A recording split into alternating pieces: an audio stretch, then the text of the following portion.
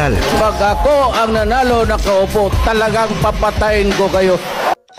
Bastos, gago, barumbado, mamamatay tao. Yan yung bansag sa'yo ng mga kritiko. Hindi naman kasi ikaw yung uri ng pangulo na aming nakasanayan, sapagkat ang mga kilala naming mga lider ay formal at desente kung humarap sa mamamayan, subalit sadyang salungat ang iyong katangian. Ikaw lang naman kasi yung natatanging pangulo na bumastos sa mga pari at simbahan.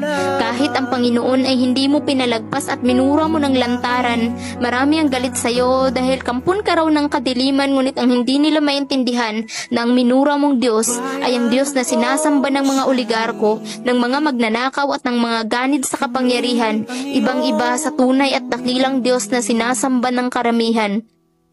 Hindi man kami laging sangayon sa iyong pananalita, ngunit labis kaming nagpapasalamat sa nagsusumigaw mong mga gawa, oo, din sa hindi maganda ang iyong imahe sa publiko, ngunit sa kabila ng lahat ay di may pagkakailang labis kang minamahal ng milyon-milyong mga Pilipino.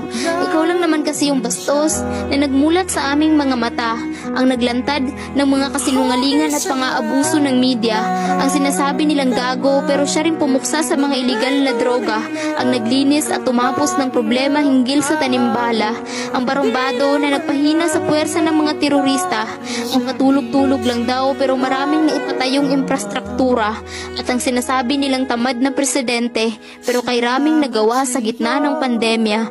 Ikaw yung bastos pero malaki ang respeto sa kalikasan.